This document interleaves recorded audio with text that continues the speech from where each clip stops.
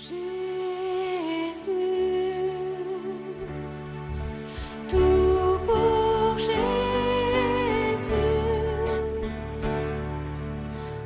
France, fille aînée de l'Église. Une émission proposée par Radio Maria sur l'origine, la raison et le but de sa vocation et de sa mission. Jésus, Jésus, tout pour Jésus. Et nous retrouvons tout de suite Antoine, fidèle au poste, pour cette passionnante émission sur la France, fille aînée de l'Église. Bonjour Antoine. Bonjour Bernard, bonjour à vous tous. Chers amis, auditrices et auditeurs de Radio Maria France, sœurs et frères en Jésus et Marie, que la paix de Jésus ressuscité soit avec nous tous et que sa joie remplisse nos cœurs. Je suis très heureux de vous retrouver à nouveau. La semaine dernière, nous avons entendu la 4e partie de notre série de 5 émissions qui a pour titre « France, fille aînée de l'Église ». Origine, raison et but de la vocation et de la mission de la France et de son alliance avec la sagesse éternelle. Depuis le début de ces émissions, nous avons vu comment s'est réalisée la volonté de Dieu pour que s'accomplisse son dessein d'amour pour la France à travers une tribu d'Israël, la tribu de Joseph, fils de Jacob, et plus particulièrement par les descendants des clans de Manassé, le fils aîné de Joseph. La semaine dernière, nous avons entendu une conférence donnée par l'abbé Henri Bollot le 29 mars 1893 en l'église Notre-Dame-du-Mont à Marseille, et nous avons appris dans cette conférence que la plupart des personnages qui ont pris une part importante à la passion de Jésus-Christ étaient d'origine gauloise et liés à la Gaule qui deviendrait la France. Que ce soit les saintes femmes qui ont eu pour Jésus un geste secourable, comme Véronique qui essuya le visage du Seigneur, ou Claudia Procula, l'épouse de Ponce Pilate, qui dit à son mari de ne pas s'occuper de cette affaire et donc de ne pas condamner Jésus. Ou même les soldats romains qui ont flagellé, couronné d'épines, insulté et outragé Jésus, et qui se partagèrent sa tunique, et plus spécialement Longin, le soldat qui lui donna à boire et lui transperça le cœur, signe prophétique de l'amour de notre Dieu pour toute l'humanité. Et nous avons aussi entendu que les amis intimes de Jésus sont venus de Palestine dans des conditions difficiles et même dramatiques qui auraient dû les conduire à la mort sans l'intervention divine. Lazare et ses sœurs, Marthe et Marie-Madeleine, Marie Jacobée, la mère des apôtres Jacques le Mineur et Jude, Marie Salomé, la mère de Jacques le Majeur et de Jean l'Évangéliste, ainsi que Maximin, l'intendant de Lazare, et Sidoine, dit Bartimée, l'aveugle-né guéri par Jésus. Tout ceci et d'autres disciples, envoyés par saint Pierre et saint Paul, ont évangélisé la Provence, l'Aquitaine, l'Auvergne, la Bretagne et pratiquement toute la Gaule. Comme on le voit, Jésus a voulu que ce soit ses plus grands apôtres, les piliers de l'Église et ses plus chers disciples qui viennent évangéliser notre pays. Alors, chers amis, devant tous ces événements, peut-on parler de coïncidence ou de hasard concernant la vocation de la France et son évangélisation au temps apostolique? Non. Après avoir entendu tout cela, nous ne pouvons plus parler de coïncidence ou de hasard, mais croire vraiment, avec notre cœur et notre raison, que tous ces événements ont réalisé la sainte volonté de Dieu. Cette volonté du Seigneur montre bien la prédestination de la France et surtout l'importance que Dieu accorde à notre pays pour la réalisation des desseins de son amour pour le monde, puisqu'il a voulu que l'évangélisation du monde commence par la France et à partir de la France.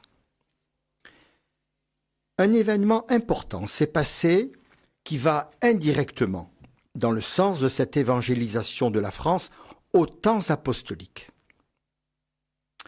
La tradition de l'Église dit que saint Thomas, l'apôtre qui refusait de croire à la résurrection de Jésus avant de mettre la main dans son côté, percé par la lance, et les doigts dans les paumes de ses mains, a évangélisé le sud de l'Inde dans la seconde moitié du 1er siècle et particulièrement le Kerala.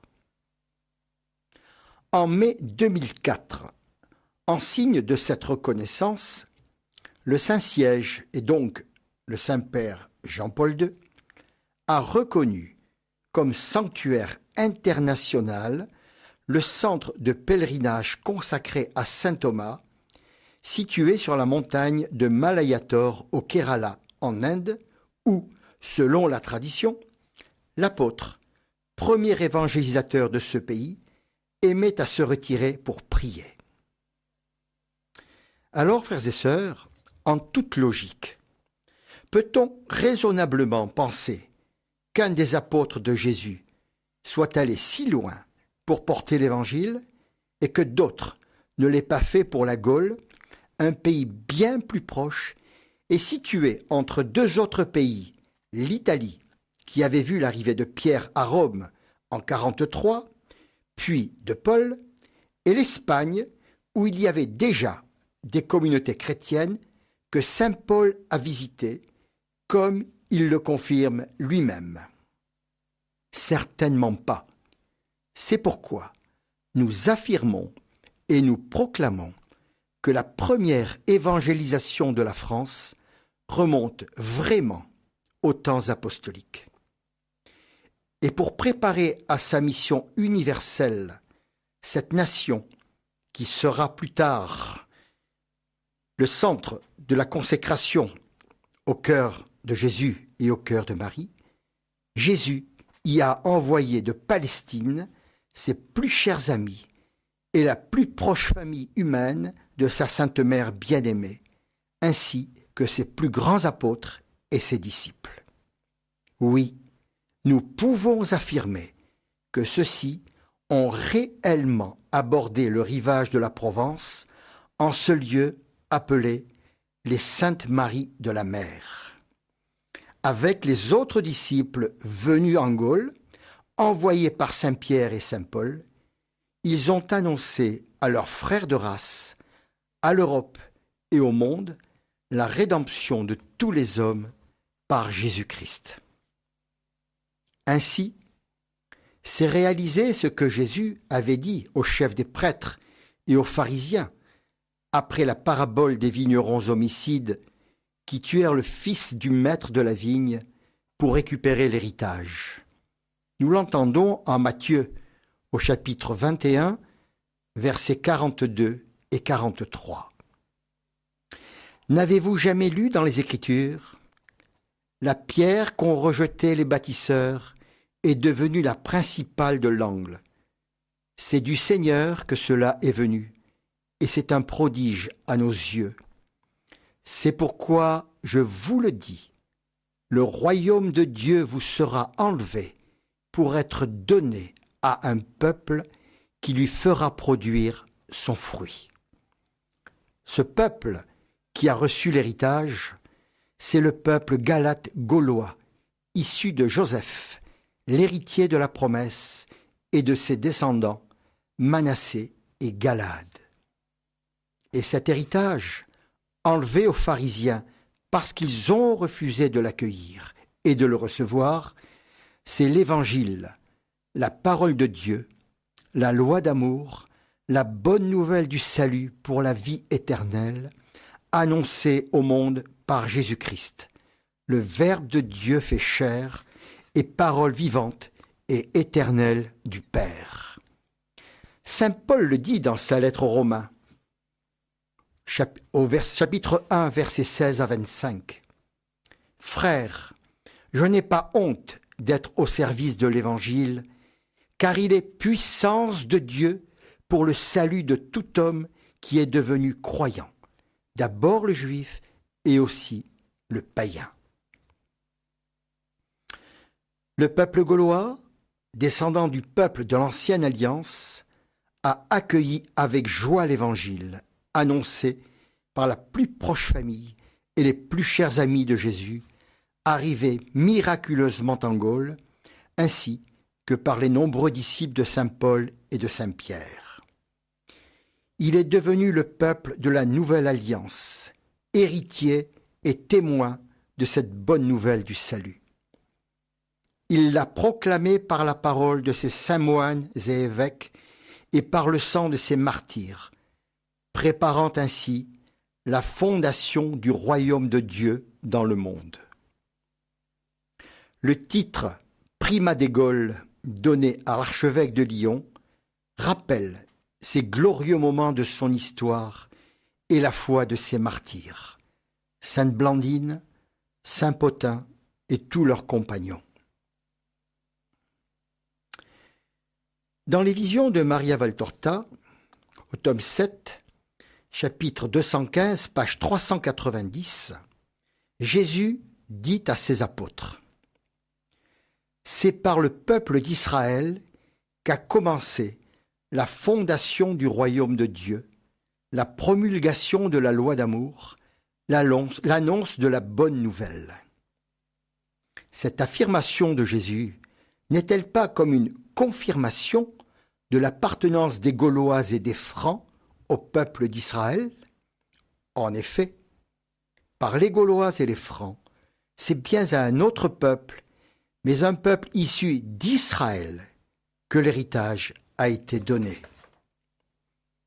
Et c'est bien par ce peuple issu d'Israël, arrivé dans la Gaule qui deviendra la France, qu'a commencé la fondation du royaume de Dieu, la promulgation de la loi d'amour et l'annonce de la bonne nouvelle au monde entier, afin que par le peuple du nouvel Israël, qui est l'Église de Jésus-Christ, se continue l'œuvre de Dieu pour toute l'humanité.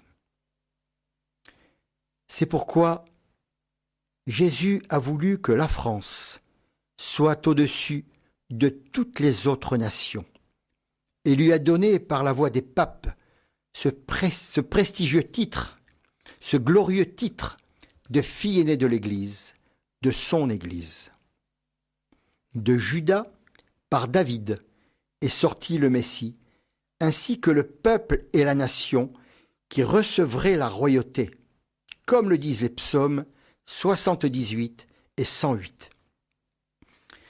C'est sur les fonds baptismaux de Reims, en la nuit de Noël 496, que cette royauté a été confiée à ce peuple à travers Clovis, roi franc, qui serait un descendant du roi David.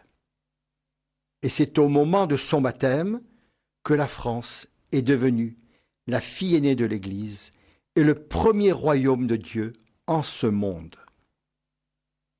Le saint pape Pie X, en parlant de la France, lui a donné ces noms glorieux. Fille aînée de l'Église, nation prédestinée, vase d'élection. Des noms que rien ni personne n'a pu et ne pourra lui enlever. En cette grande circonstance, en même temps que la royauté, c'est aussi l'héritage qui fut remis à la France et à son peuple à travers son roi, devenu chrétien. Ainsi, par Clovis, royauté et héritage sont revenus dans les mains du seul vrai roi de France et unique héritier, Jésus-Christ, issu de la tribu de Juda et de la maison de David, à qui Dieu a promis : ta maison et ta royauté dureront à jamais devant moi, ton trône sera ferme à jamais. Et la France et son peuple ont fait fructifier ce saint héritage, promulguant la loi d'amour, annonçant et répandant partout la bonne nouvelle du salut, faisant se lever sur la terre entière, ensemencée par la parole des missionnaires et irriguée de leur sang, le peuple de la nouvelle alliance, le nouvel Israël, la sainte Église de Jésus-Christ et le royaume de Dieu, un royaume sans limite dans le temps et dans l'espace. En raison de cette prédestination et de cette élection, la France a la responsabilité d'œuvrer pour la venue du royaume de Dieu en ce monde. Et à travers elle, c'est nous, chrétiens, qui sommes appelés à travailler par la prière et par l'action, chacun selon sa grâce, à établir ce royaume. Ce sera le royaume de la vie en Dieu et avec Dieu, qui s'établira à travers les institutions du monde par la nouvelle Pentecôte d'amour, tant annoncée et tant attendue. Ce sera un royaume d'amour et de vérité qui apportera justice, paix et joie au monde et à tous les hommes, parce qu'alors Dieu sera vraiment tout en tout et tout en tous. La Sainte Écriture le dit.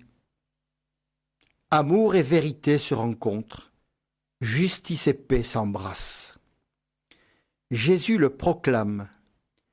Cherchez d'abord le royaume de Dieu et sa justice, et tout le reste vous sera donné par surcroît. Il le confirme. Je suis venu pour qu'ils aient la vie et qu'il l'ait en abondance. Et saint Paul l'affirme dans sa lettre aux Romains, au chapitre 14, versets 17-19.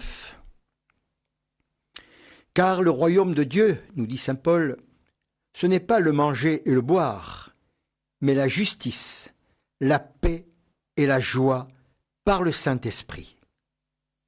Celui qui sert Christ de cette manière est agréable à Dieu et approuvé des hommes.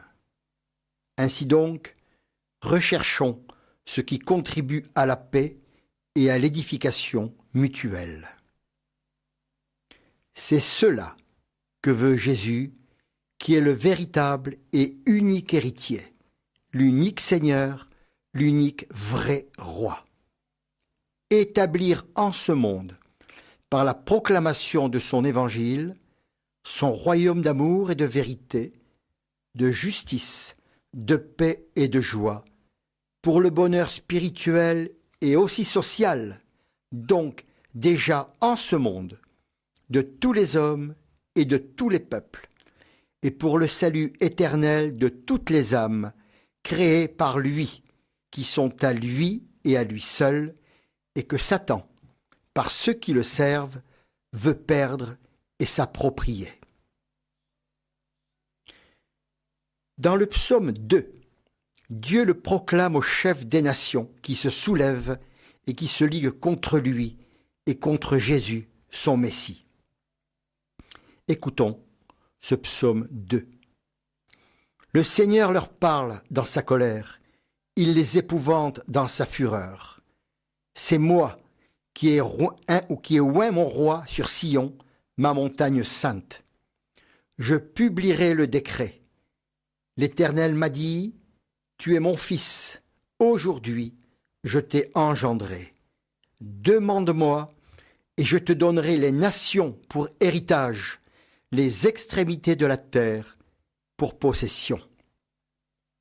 C'est bien cela, l'héritage promis par Dieu à Abraham et à sa descendance, par Isaac et Jacob, et non pas à la descendance d'Ésaü ou d'Ismaël, les fils aînés qui s'allièrent contre Jacob pour tenter de reprendre cet héritage. Car par la descendance d'Ésaü et d'Ismaël, au contraire, c'est un héritage terrestre et matériel afin de bâtir un monde dont ils seraient les maîtres et duquel Dieu et Jésus seraient exclus. C'est le grand combat spirituel que nous vivons aujourd'hui. L'Église, la France et le monde en subissent les conséquences et les terribles effets. Le psaume 82-83, versets 2 à 9, confirme ce combat spirituel pour l'héritage et ses conséquences pour le peuple de Dieu et pour les nations. Écoutons ce psaume. Ô Dieu, ne reste pas muet, ne te tais pas, mon Dieu, ne reste pas tranquille quand tes ennemis font du bruit, et ceux qui te détestent relèvent la tête. Ils montent un coup contre ton peuple, ils s'en prennent à ceux que tu protèges. Ils ont dit, terminons-en avec cette nation, et que personne ne parle plus d'Israël. Ils se sont mis tous d'accord, ils ont fait une alliance contre toi, les clans d'Édom et d'Ismaël, ceux de Moab et les fils d'Agar, Gébal, Ammon, Amalek, les Philistins et les gens de Tyr. Même ceux d'Achour sont pour eux et prêtent main forte aux fils de l'homme. Je reprends juste la phrase que je viens de dire avant. Ils se sont tous mis d'accord. Ils ont fait une alliance contre toi, les clans d'Édom et d'Ismaël. Édom, qui signifie rouge, est le nom qui a été donné à Ésaü. Nous le retrouvons dans la Bible. Ésaü est appelé Édom, donc qui veut dire rouge. C'est important parce que c'est un nom, ce mot Édom, que nous pouvons voir dans la Bible. Dieu, Seigneur, parle souvent contre Édom. Et très certainement, ce nom Édom, qui signifie rouge, a une résonance encore pour notre temps. Et Marie, notre mère, le confirme à nouveau aujourd'hui, dans son grand message du 25 août 1991 à Medjugorje. Écoutons ce que nous dit notre mère dans une partie de son message. « Satan est fort et veut détruire les plans de la paix et de la joie et vous faire penser que mon fils n'est pas fort dans ce qu'il a décidé. » Autrement dit, Satan veut nous faire croire que Jésus a perdu et que lui, Satan, est vainqueur et que donc bientôt, il régnera et que nous devrons l'adorer. Je vous invite, chers enfants, à comprendre l'importance de ma venue et le sérieux de la situation. Je veux sauver tous les humains et les présenter à Dieu. Voilà, nous allons prendre maintenant quelques minutes de pause musicale et nous continuerons cette émission avec la suite de ce que nous entendrons concernant cette vocation et cette mission de la France.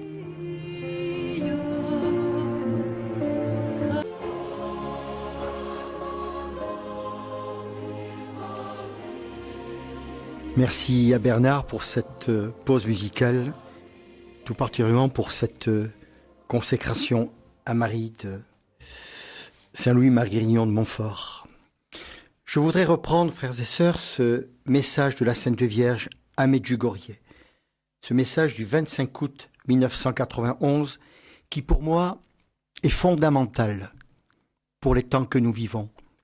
Je dirais presque, et j'ose le dire, et je le dis parce que j'ai certaines raisons de le dire, que la Sainte Vierge est venue à Medjugorje pour nous donner ce message qui nous parle de la puissance de Satan pour les temps que nous vivons.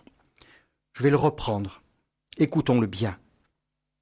Satan est fort et veut détruire les plans de la paix et de la joie et vous faire penser que mon fils n'est pas fort dans ce qu'il a décidé. Je vous invite, chers enfants, à comprendre l'importance de ma venue et le sérieux de la situation. Je veux sauver tous les humains et les présenter à Dieu. Nous aurons l'occasion de parler plus précisément de ce message dans la 3e série de nos émissions qui s'intitulera le triomphe du cœur de Jésus, le règne adorable du cœur de Jésus par le triomphe du cœur immaculé de Marie. Jésus et Marie appellent les petits à sauver le monde. Nous en parlerons plus précisément et nous essaierons de le comprendre en profondeur. Frères et sœurs, nous savons bien que, quels qu'ils soient, les événements de l'histoire du monde et de l'humanité, des nations et des peuples, ne sont pas le fait du hasard ou encore de simples coïncidences, mais bien la volonté de Dieu, notre Père du ciel, maître des temps et de l'histoire. Il les permet, y compris ce qui nous désoriente et qui peut-être nous déconcerte dans notre foi en son amour et en sa miséricorde. Car sa parole doit s'accomplir pour le salut des âmes et de l'humanité, et cela jusqu'à la fin du monde. Et souvent, cette parole passe par des événements que nous ne comprenons pas, qui nous choquent parfois, qui nous révoltent quelquefois, et qui peut-être même nous scandalisent. Et pourtant, les apôtres et les disciples de Jésus n'ont-ils pas vécu ces moments très difficiles devant le mystère de la croix et durant les persécutions? L'Église ne les vit-elle pas depuis 2000 ans? Nos frères persécutés dans le monde entier à cause de leur foi, ne les ont-ils pas vécus et ne les vivent-ils pas aujourd'hui encore en beaucoup de pays et dans le quotidien de leur vie? Ces événements sont les fruits empoisonnés des péchés du monde, mais aussi des péchés des fils de la Sainte Église, de nos péchés. Et ces événements aussi contribuent au mystère du salut, car tout contribue au bien de celui qui aime Dieu. Chers amis, sœurs et frères en Jésus-Christ, ce que je vais vous dire maintenant, je le dirai encore dans les émissions à venir de façon plus précise et en donnant les raisons.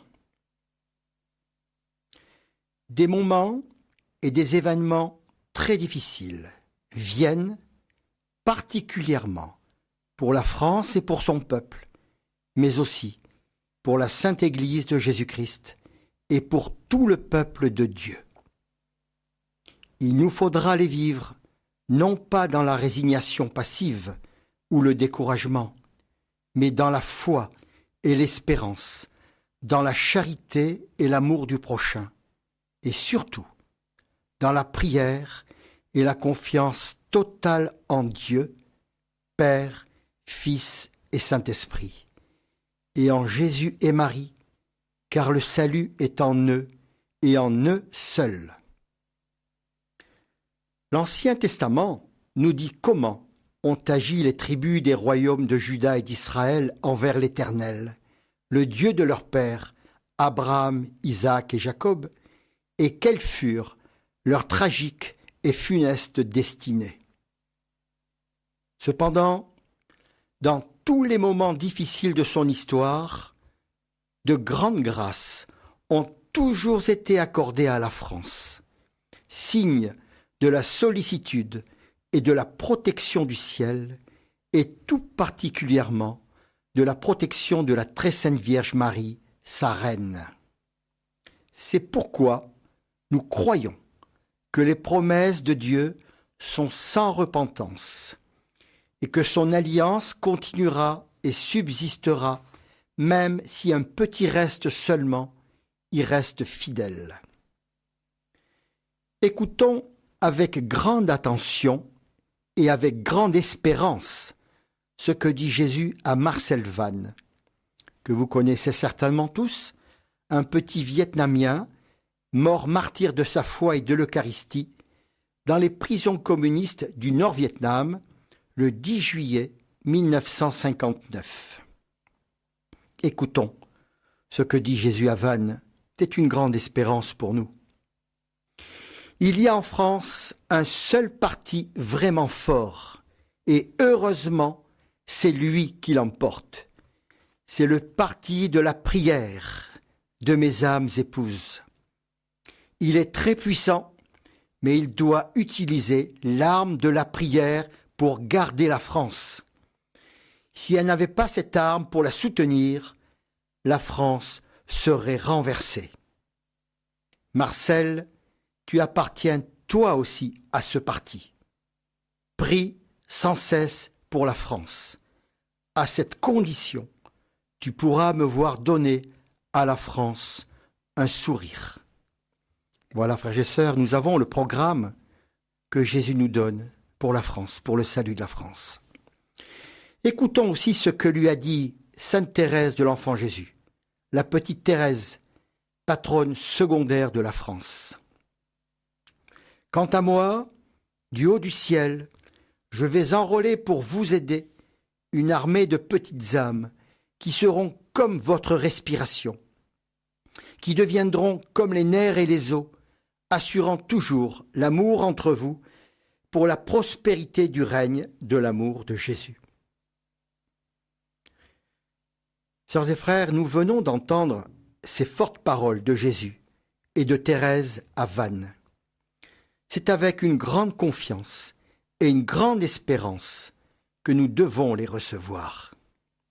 Alors, voulons-nous, comme le dit Jésus à Vannes, appartenir à ce parti de la prière pour soutenir et garder la France avec l'aide des petites âmes que notre sœur Thérèse a enrôlées dans le ciel. Ce mouvement de prière, la Légion de l'amour divin, sera le sujet de la toute dernière émission, dans la première quinzaine peut-être du mois de juin. Marie, notre mère et notre chef, nous donne les armes les plus puissantes pour le salut de la France et du monde, la prière et la pénitence. Nous croyons aussi dans la foi que ce que Dieu a demandé à la France, il le réalisera par la France, sous la conduite de sa reine, la très sainte Vierge Marie, avec, comme elle le dit elle-même, l'aide de ses enfants, dont nous voulons faire partie, pour la plus grande gloire de Dieu et pour le salut de toutes les âmes qui sont à lui et à lui seul. Alors, éclairés par tout ce que nous avons entendu au cours des émissions de ces 5 semaines, nous pouvons mieux comprendre l'appel, la supplique que Jean-Paul II, comme de nombreux papes avant lui, a adressé à la France, lui rappelant son alliance, sa vocation, sa mission, sa responsabilité et donc aussi la nôtre, de travailler à établir le royaume de Dieu en ce monde. Un appel dont l'écho résonne encore dans nos cœurs et sur notre pays. Écoutons ces paroles de Jean-Paul II. France, fille aînée de l'Église, es-tu fidèle aux promesses de ton baptême? Permettez-moi de vous demander. France, fille aînée de l'Église et éducatrice des peuples, es-tu fidèle pour le bien de l'homme à l'alliance avec la sagesse éternelle? Mais aujourd'hui, la France, fille aînée de l'Église et éducatrice des peuples, est-elle encore fidèle pour le bien de l'homme à son alliance, à sa vocation et à sa mission? Que répond-elle à la demande de Jésus, son roi, son Seigneur, son Dieu?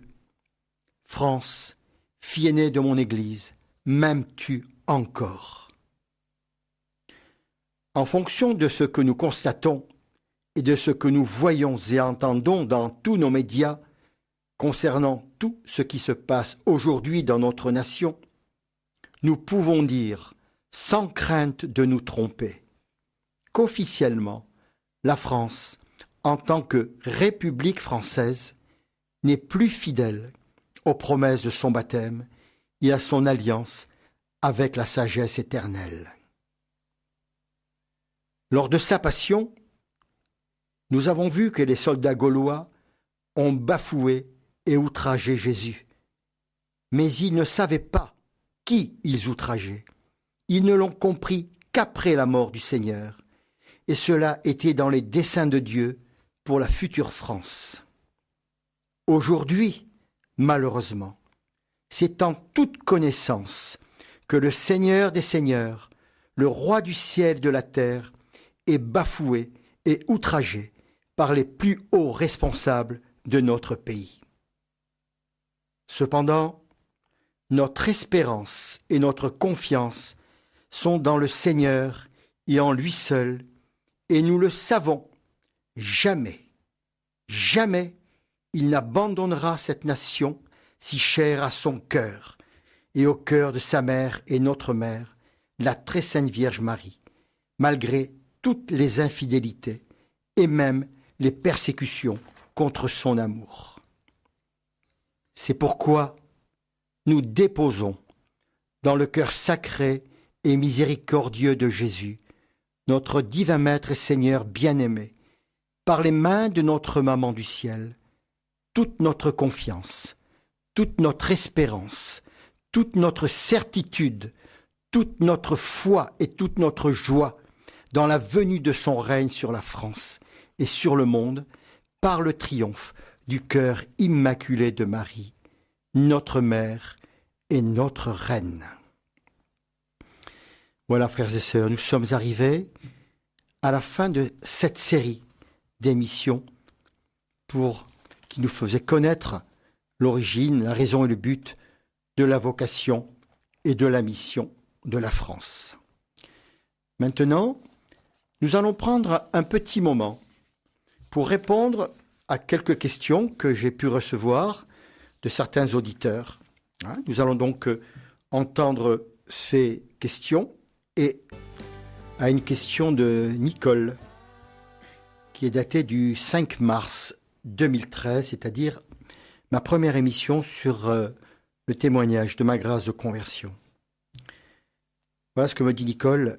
Cher monsieur, merci infiniment pour ce magnifique témoignage rempli d'humilité. Jésus vous a touché par sa grâce. Quelle dignité dans vos propos, merci, en communion de prière. Merci Nicole pour votre message. Je ne sais si vous écoutez l'émission, mais je vais essayer de répondre à votre propos. Vous me dites que Jésus m'a touché par sa grâce. Oui, j'ai vécu cette grande grâce, de ressentir la présence presque physique du Seigneur, comme s'il était vraiment là, à mes côtés, mais invisible, à tel point que je lui parlais en regardant le siège près de moi.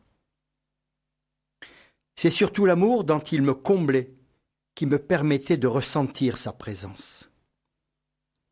Vous savez, comme lorsque dans une maison, nous entendons sans la voir, car elle se trouve dans la pièce à côté, une personne que l'on aime d'un grand amour et qui, elle aussi, nous aime d'un grand amour. Nous ne la voyons pas de nos yeux, mais nous la voyons, pourrait-on dire, avec notre cœur. Nous entendons sa voix, nous entendons son pas, nous savons qu'elle est là, près de nous, et nous savons surtout combien elle nous aime, au point de ressentir son amour qui réjouit et remplit notre cœur.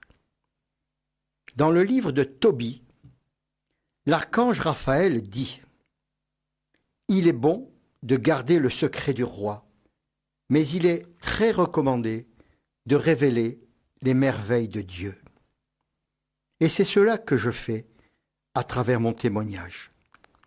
Je révèle les merveilles de Dieu que j'ai moi-même expérimentées et vécues.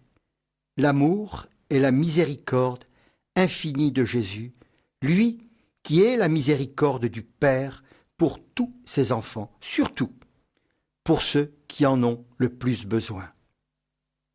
Et surtout, je dois dire ce que le Seigneur m'a fait comprendre et connaître concernant la vocation et la mission de la France et les temps difficiles qui viennent pour l'Église, pour la France et pour le monde.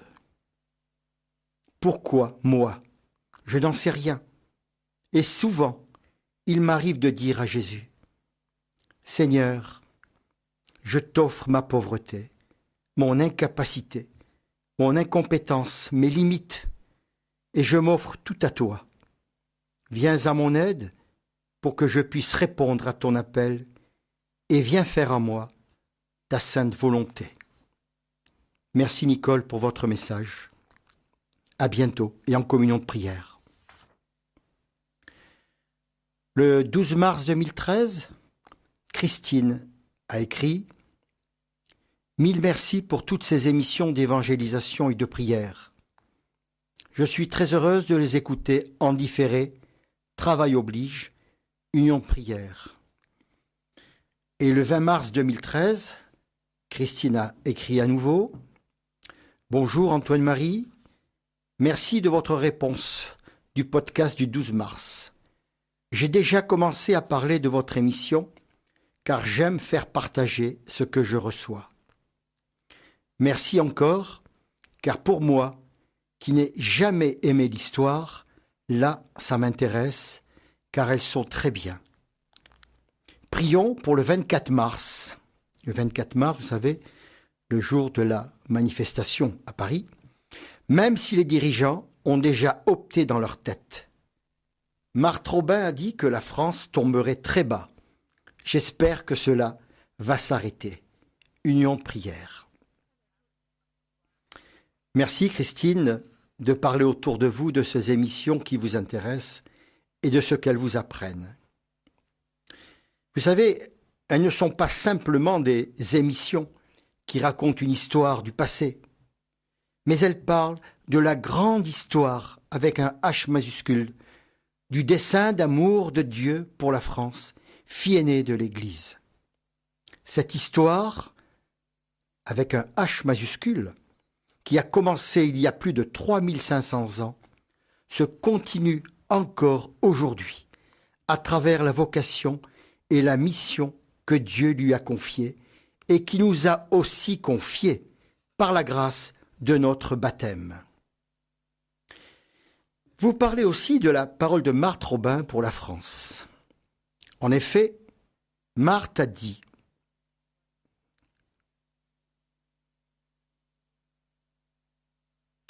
« La France tombera très bas à cause de son orgueil et des mauvais chefs qu'elle se sera donnés. Mais elle criera vers le ciel, et c'est la Sainte Vierge qui viendra la sauver. » En voyant ce qui se passe actuellement en France, nous avons besoin de crier bien fort vers le ciel en suppliant la Sainte Vierge de venir nous sauver. Alors nous avons une auditrice qui souhaiterait intervenir, il s'agit de Monica. Monica, c'est à vous.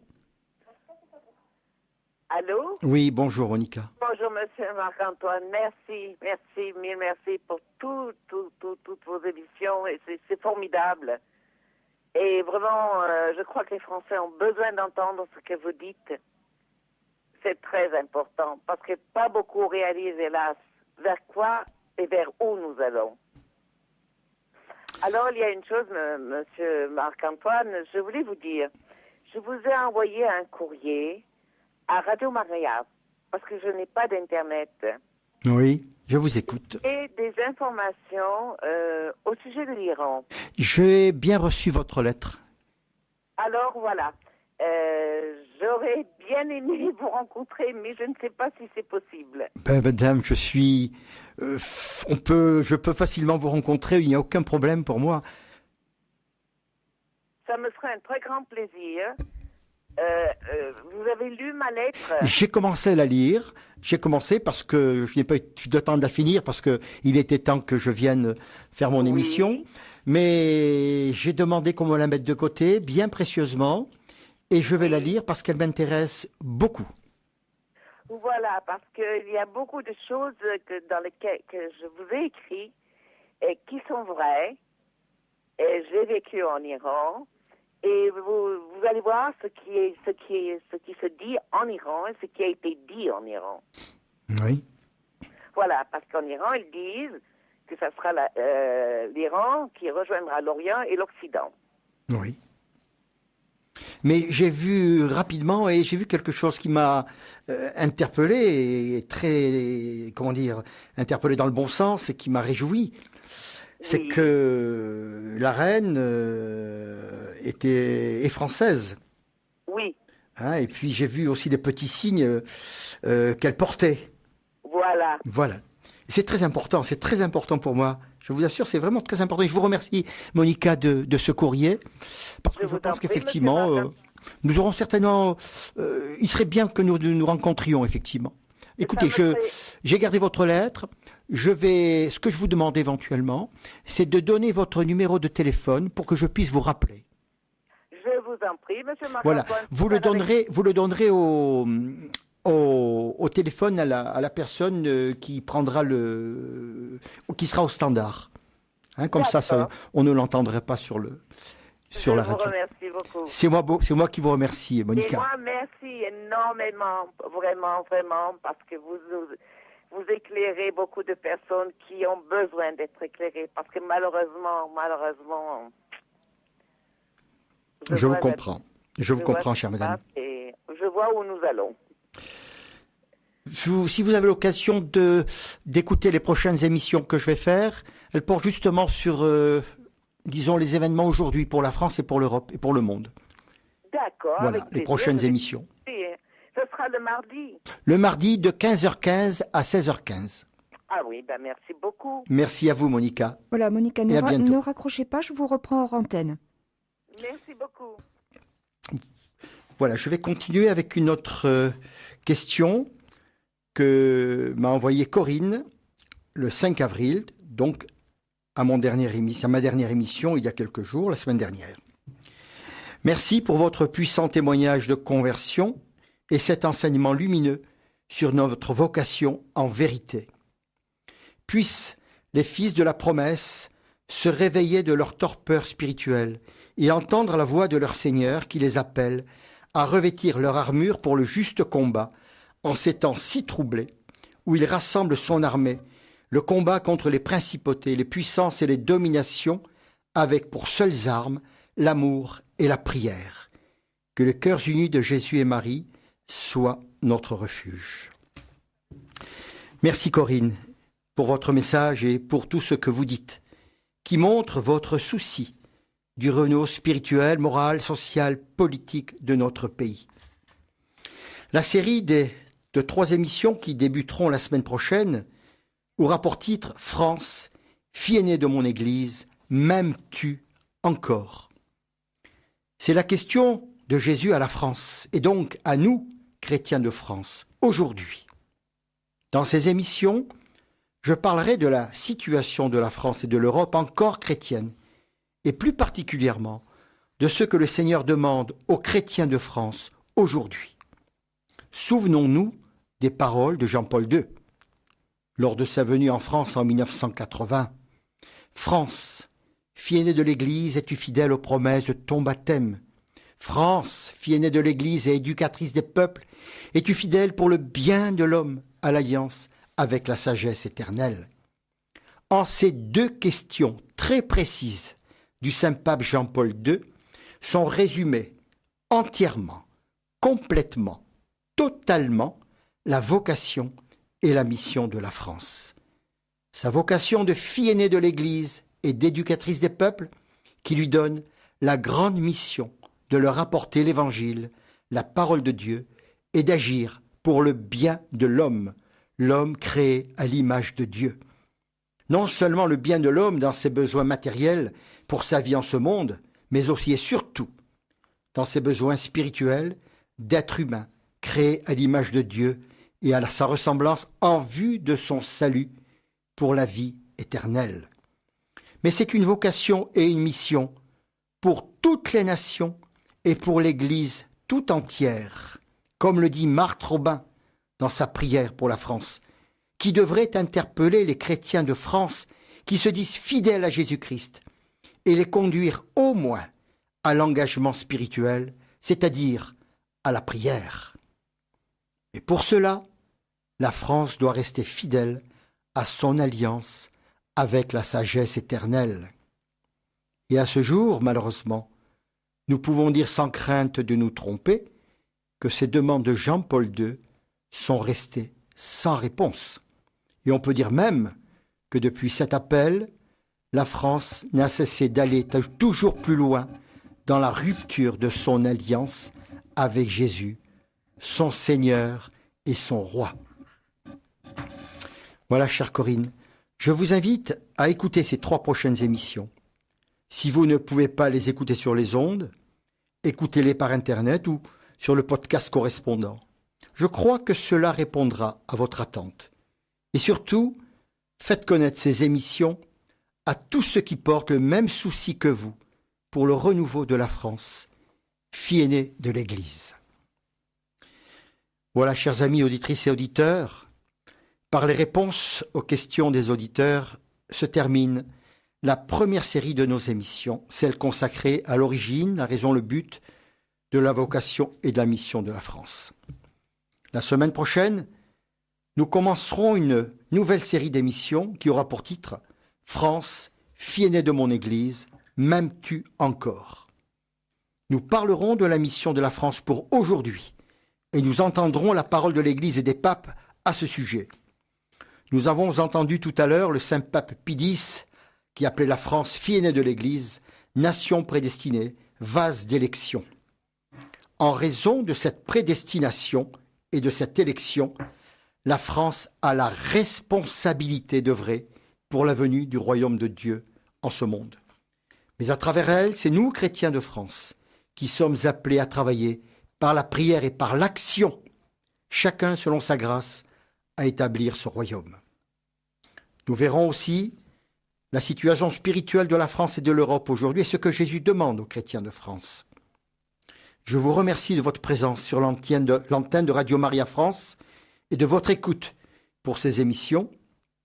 Parlez-en, faites-les connaître autour de vous et invitez vos amis à les écouter.